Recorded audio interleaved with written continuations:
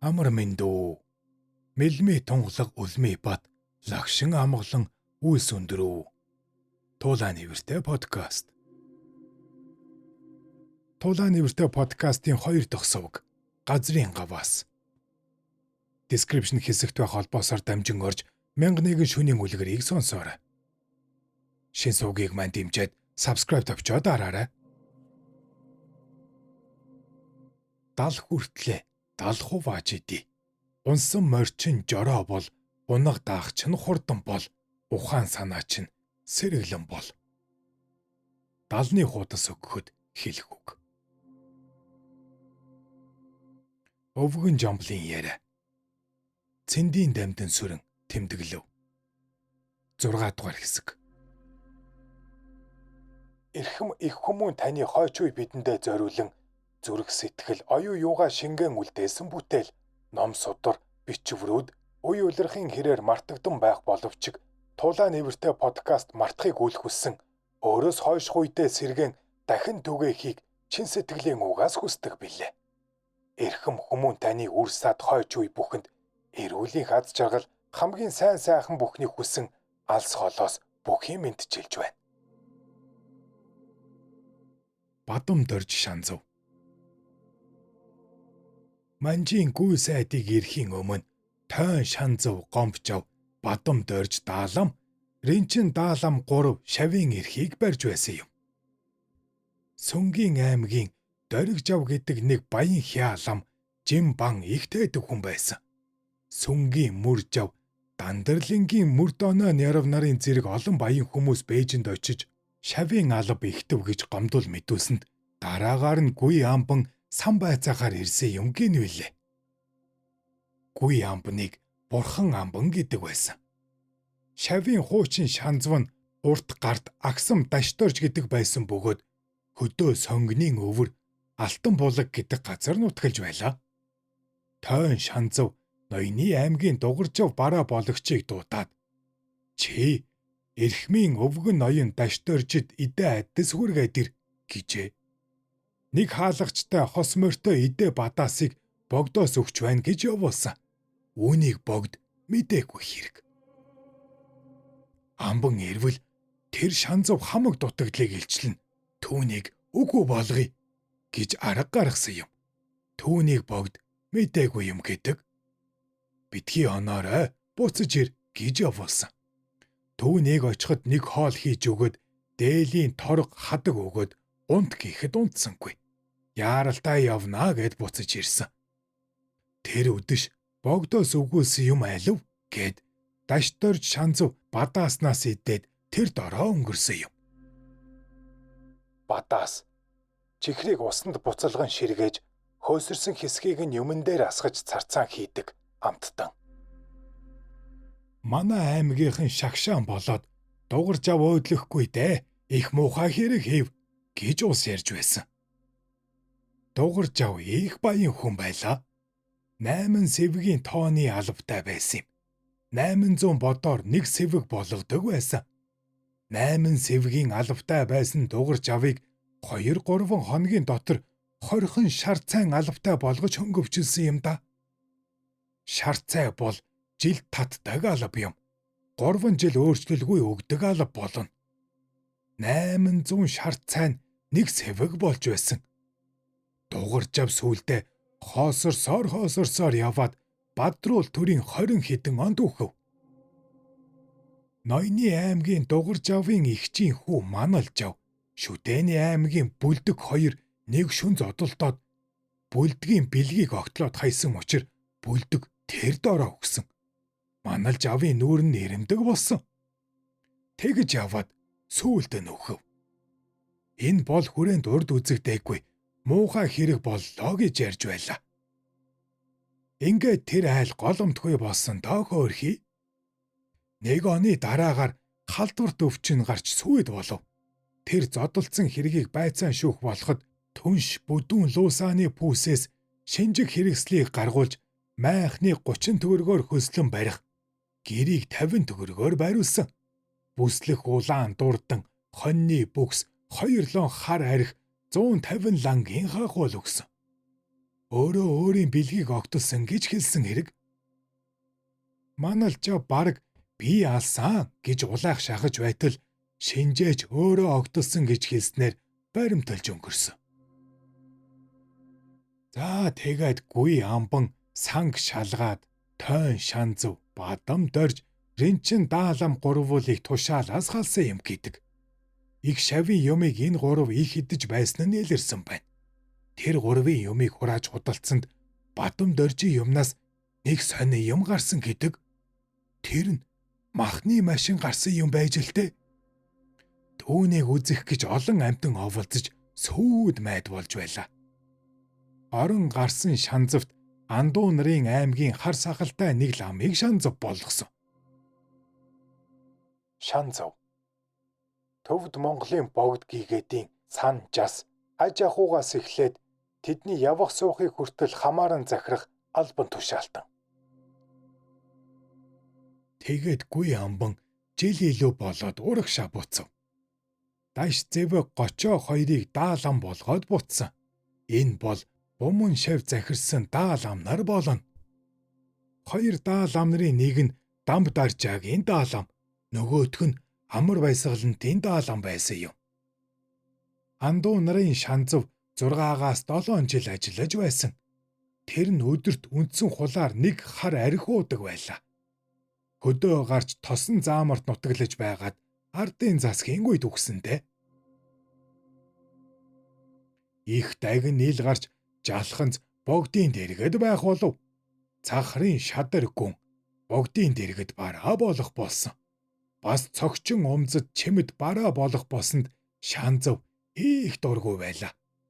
Андуу нарын ноён даш зэвгийнд богд тэр шадар хүмүүсийн хамтаар заларч очоод хуралтай гэж арх ууж байсан. Тэгэхэд Андуу нарын ноён агсам тавьж их дагин гинэ. Жонон байсан аягч байсан хидидэ их дагин болчихов. Жалханцал гин чи Баруун аймгийн нэг шавран тэндээ суухгүй яах гэж шавнараа орхиод энд сууж байгаа юм. Манай бумын шаваас бараа болох хүн олдохгүй гэж чи ингэж байна уу? Цахрын жалгын хогтайж чи бумын шавд бараа болох хүн олдохгүй гэж байна уу? Чи хэрэг мэд чамааг бариад хөргөлөн шүү гэж агсан тавьсан юм гэдэг.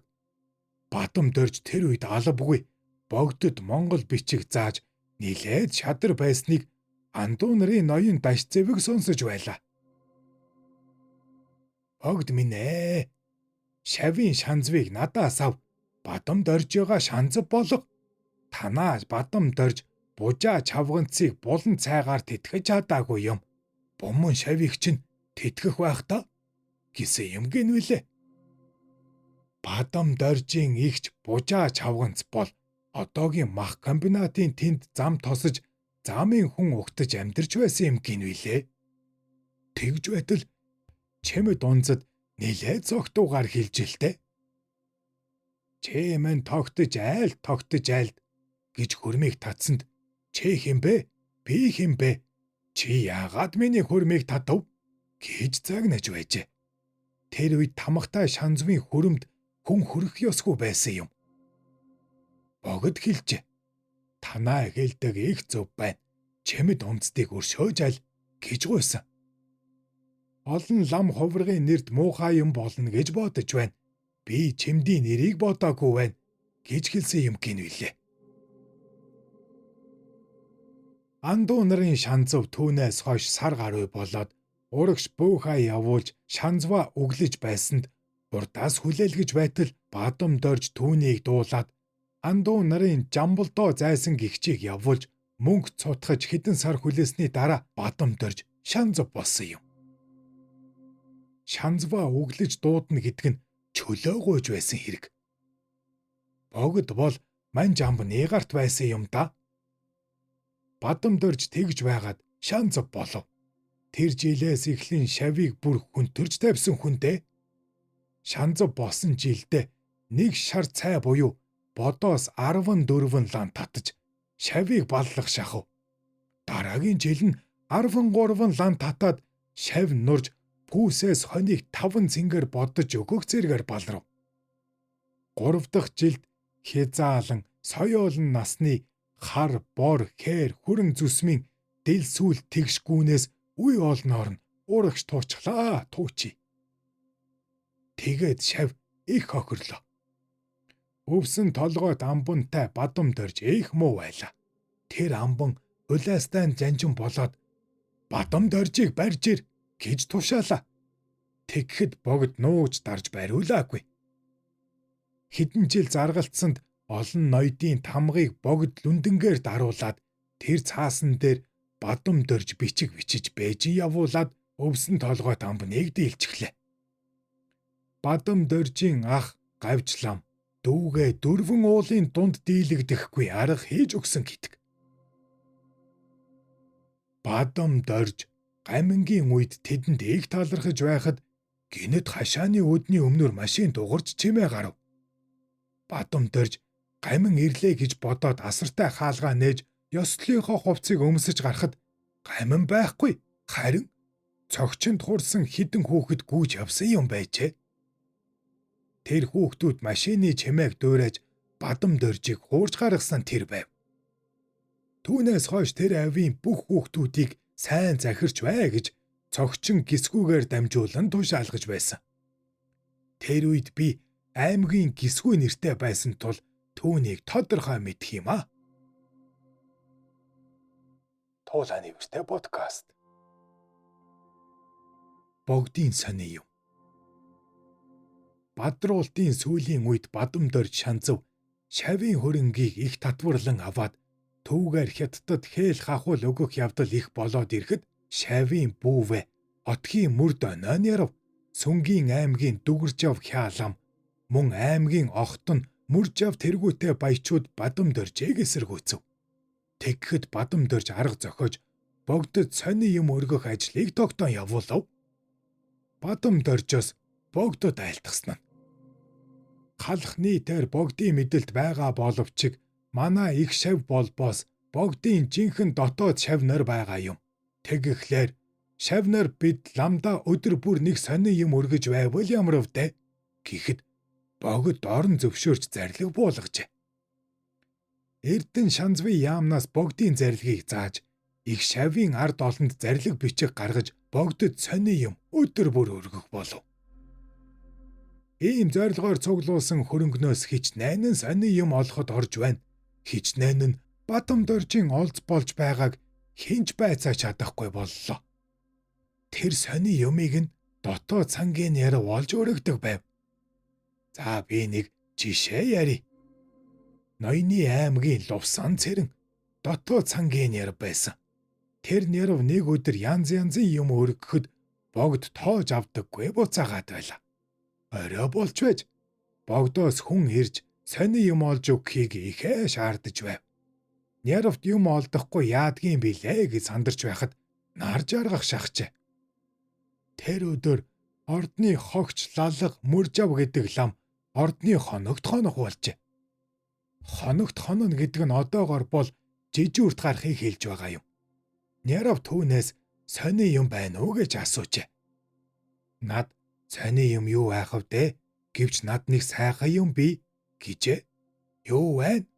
Над нэг гайгүй сайхан хүрэл хуван бий. Би түүндээ ихээ хайртай юм. Тэр чи хүнтэй юм л да. Ямар үнэтэй юм бай тэр юм чинь? 500 лан өгөхөд би лав баярлахгүй л хүндээ. Гэвч та бүгдэд өгье гэхэд 500 лангаас хямд өгөхгүй юм гэжээ. За тэгвэл аваад ир гэхэд мөрж аваад иржээ. Лувсан цэрэн аваад явъя гэж хэлжээ. За түүнийг аваад явбал надад 500 лан өгөн шүү дээ гэж хэлжээ. Би сономын пүүснээс дэнслээд өгнө зовох хэрэггүй гэж хэлдэг. Тэр ховинг богдод түргэж барьлаа. Лам минь тогтож аваасай гэж залбирч байтал өдөж бүрэнхий болов. Богдын ордны зүгээс 2 морьтой хүн иржээ. За сайн явна уу? Богд ховин хүлээж авсан уу? Гэсэнд авлаа. Их сони юм явуулжээ гэж их л сонирхож таалж авлаа гэжээ. Тэгээд лалга мөржавд сономын пүүснээс 10 эмбүү аваад өгчээ. Тэр мөрж авн хүнд 500 лангийн өртөө байснаа түүгээр дарсан юм гэдэг. Тэр хөрөл ховингийн хийц маяг нь байна. Дотоод тал нь нарийнхан, дээгүүрээ дэрвгэр, гадуур нь навчин хээтэй бүдүүлэг муухай шиг ховон байсан. Хавхаг байхгүй юм. Хавхаг. Автор савны амсрыг битүүлэх таглаа. Хоёр талдаа бяцхан сэмжтэй ийм ховон байлаа. Одоо тийм ховон нэг айлд байна вилээ. Богдын сони юмд очисон хөрөл ховн нь 2 жилийн дараа өргөлд гарч 25 орос цаасаар худалдагдаж билээ. Тэр өргөлд элдэв юм олон гарнаа. Богд нэг жилд тэр үн дуудуулан худалдах өргөлд нэг хонт шаанд гаргасан юм. Түүнд хүмүүс үн хаялцаад 500 гаруй цаас хүрсэн гэдэг. Сони юм оруулах явдлаар далимдуулан нярвнаар их мөнгө идэж байна гэдэг яриа гарч байлаа. Ноёны аймгийн Лувсан цэрэн нярв уг нь баян байсан боловч улам их баятсан билээ. Лувсан цэрв нярвыг өгсний дараа бадам дөрж Лувсан цэрэг богдын сан хөрөнгөөс эзэн гэж шалтгаглан зааж нэг төмөн лан санд төлүүлсэн юм.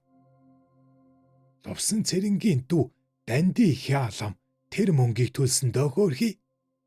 Энэ бол Бадруул төрийн үед одоогоос 50 жилийн урд болсон хэрэг юм. Тэр Лувсан цэрэнгийн ихээ баян байсны нэг жишээ нь Данди Хялам Ноёны аймгийн Дамдан сүрэн гэдэг ламд торгон тэрлэг 200 худалдаж байсан. Зөвхөн бурхны Номчи аймгийн Лувсан балдан зайсанд 500 лангаар худалдаж билээ. Тэр Лувсан балдан нь автономитийн үед сангийн яамны сайд болоод ардын засгийн үед шанзав ноён болж явсан. Хамгийн сүүлчийн шанзав тэр мөн байх. Лувсан цэрэн гүгснээс хойш богдод өдөр бүр сони юм ирэхэ болж түүний оронд зөвхөн шаваас улирал бүрд 5,000 лан өргөдөг болов.